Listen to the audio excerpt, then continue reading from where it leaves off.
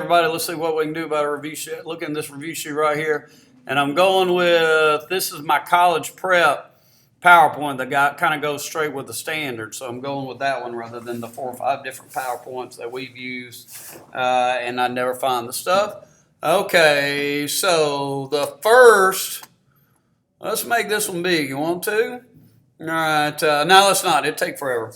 All right, so the first thing on the review sheet says, not that. Geography and economics in the colonies. Let me get rid of that review sheet so we don't get confused about that. There we go. All right, and then we go back. So we'll just kind of go through the colonies right there. So there's the 13 colonies. So, hey, down here in the South, it's plantation agriculture. South Carolina and Georgia were rice. North Carolina, Virginia, Maryland, and they got slaves and plantations and indentured servants. So that's the economics there in the South. Okay, up here in New England, it's too cold, short growing season, so timber, fish, and fur. So we remember that. And then there are the breadbasket colonies, the middle colonies, that's the breadbasket colonies. Okay, so that's kind of the Quaker Oats. So they kind of, that's kind of the economics there. Okay, come over here. So then looks like we're going to Jamestown, then we're going to New England. All right, so let's scoot our way up. Looking like some Jamestown stuff. So what are we going to say about, come on now. What are we going to, let's look in Jamestown, isn't it? Yep. All right, boom, boom, boom. Okay. So Jamestown, 1607. It's on Chesapeake Bay. John Smith, this guy says, you don't work, you don't eat. They didn't work.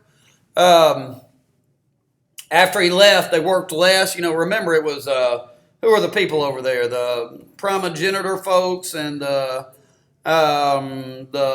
urban poor coming over. All right, and so it's indentured servants for a while, followed by slaves. We know that story. Oh, yeah, the terrible story of the starving time, and then you got, the tobacco, and then that's going to do in the Powhatan for the 3Ds, disease, disunity, disposability. There it is. There's that little cartoon of Pocahontas saving John Smith from Chief Powhatan. All right. Next, we head up to New England, right? So let's head on up there. All right. So there it is. All right. So the Pilgrims were the separatists. Squanto Massasoits helped them. They believe in predestination. They're Calvinists. And they founded Plymouth, and then Massachusetts Bay, 1630, was founded by the Puritans, and it lasts longer and it absorbs Plymouth. Okay, let's see what we got. All right, Rhode Island, we know is going to be separation of church and state. All right, Anne Hutchinson does her thing. The antinomianism, she gets kicked out. Rhode Island, Roger Williams goes and provides freedom of religion. Rogues Island, they called it. All right, mercantilism has, let's see if we get we'll see if we can find a slide on it. I don't know if we can or not. There was what do we got? Mercantilism, there it is, look at all that. Here we go. So it's a pretty good little thing of it.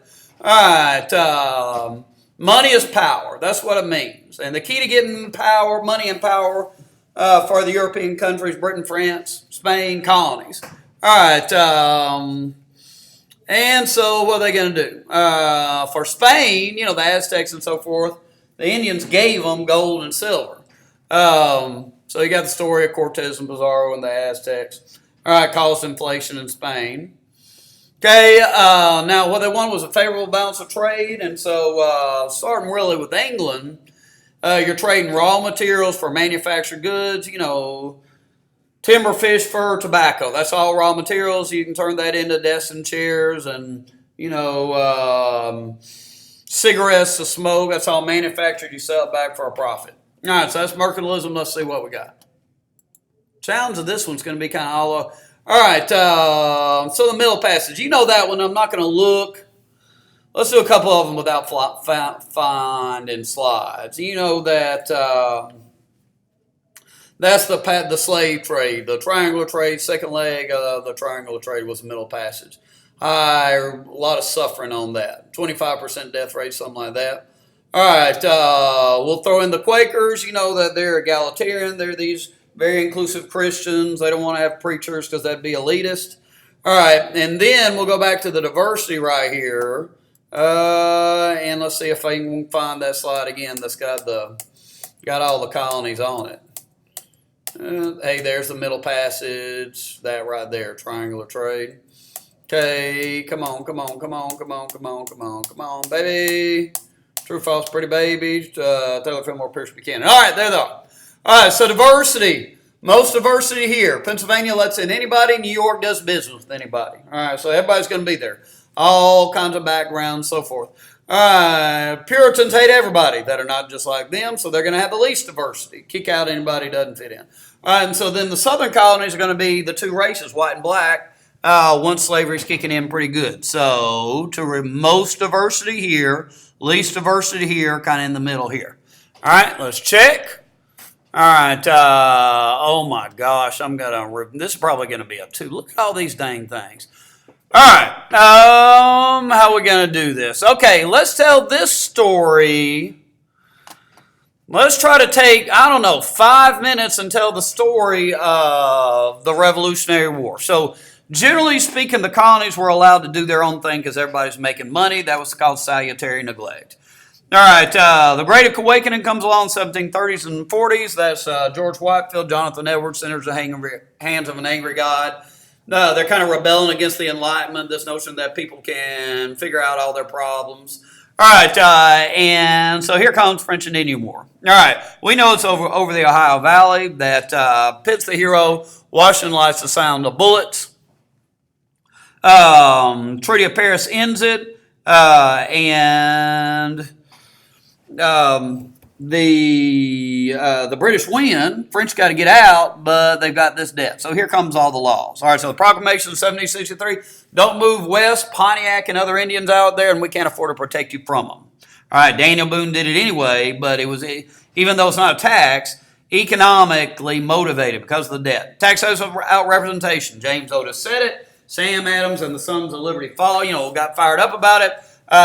We didn't have any representatives, the colonists didn't have representatives in Parliament voting on these taxes.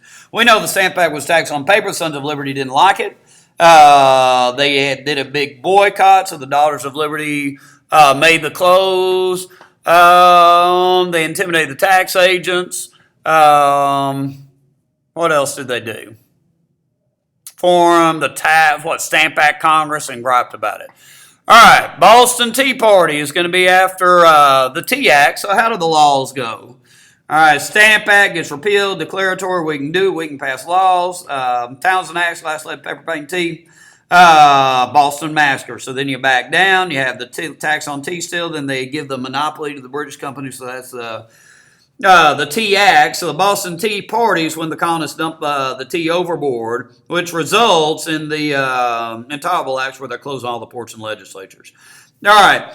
All our heroes from this period of time are Enlightenment thinkers. They believe in the use of reason. So just like a teenager, when a teenager says, these rules are stupid, the colonists said, these taxes are stupid, and we ought to have a say-so in this. If we had a say-so, we wouldn't be passing such stupid laws.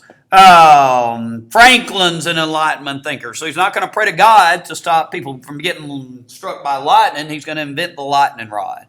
Jefferson and Locke are Enlightenment thinkers, so they're not going to pray to God for a good government. They're going to describe what a good government looks like and say, here, this is what we ought to have. We're going to have a revolution because we've got the God-given right to revolt. All right, the Committee of Five, the big three were Adams and Jefferson and Franklin. Sherman and Livingston are the other two.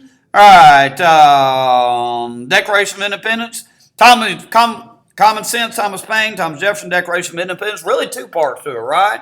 The big ideas, the famous stuff in the second paragraph, the social contract, consent of the governed, the right to revolt. And then the second part's all the grievances. All right, he has. All right, a Tory was also a loyalist. Patriots were folks who wanted independence. All right, so let's go down and find some of that stuff, and we'll go ahead and fight the war too, shall we? All right, boom, ba boom, ba boom, ba boom.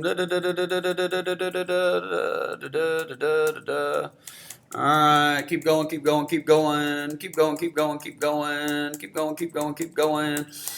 Sooner or later, there's got to be some Revolutionary War stuff.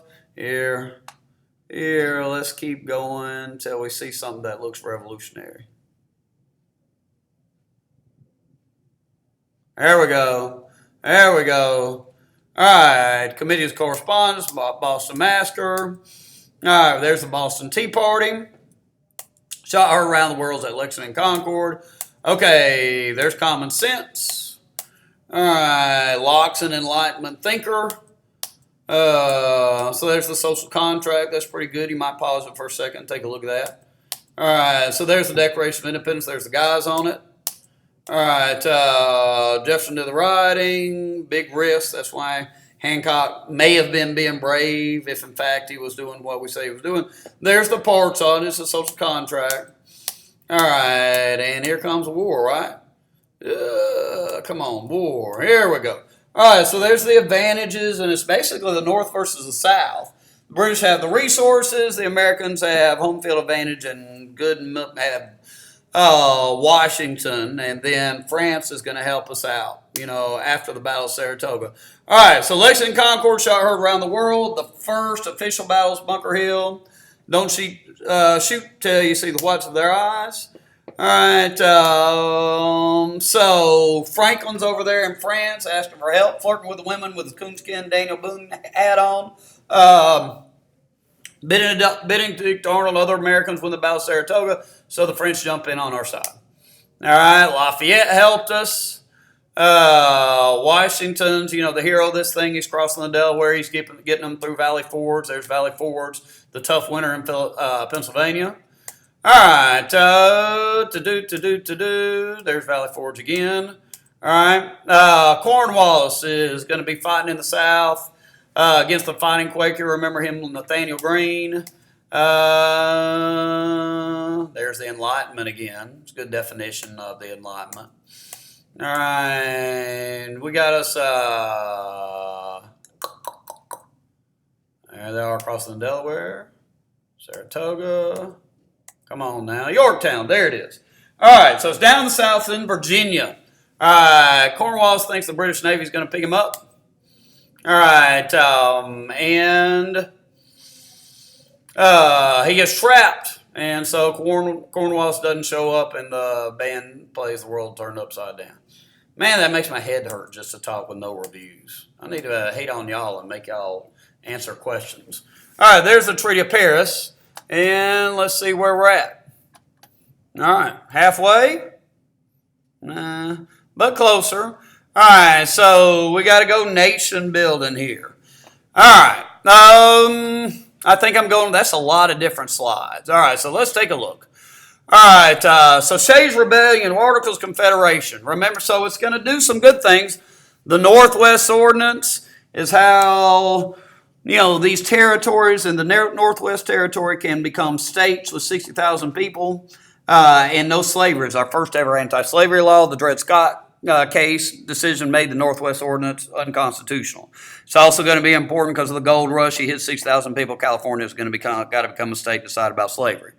All right, the Articles of Confederation was a weak government. There was only a legislative branch, no executive branch to enforce the laws, a judicial branch to interpret the laws. No rest. Couldn't regulate trade, enforce laws, settle disputes, most importantly, tax. So Shays' Rebellion shows that it's too weak. These guys are being taxed by the states in western Massachusetts. They rise up and take over the courthouse, and it looks like they may take over the government. They're breaking the law right and the left, and the national government can't stop them. So Shays' Rebellion shows that the government under the Articles is too weak. All right, so they meet in Philadelphia. So it's the Philadelphia Convention. They had the Philadelphia Convention, which becomes a Constitutional Convention. They make a couple of compromises over slavery, the Three-Fifths Compromise and the Slave Trade Compromise. The one we forget is not about slavery. It's a great compromise, creates our bicameral Congress. 435 members of the House of Representatives based on the Virginia plan, the big state plan. The bigger the state, the more power you get. All right, 100 members of the Senate based on the small state plan, New Jersey plan, all states are equal. And that's been really good. There has never been, I got to stop. All right, I'll pick it up there. Mr. Coombs said I could come see him. I got to see him on a matter.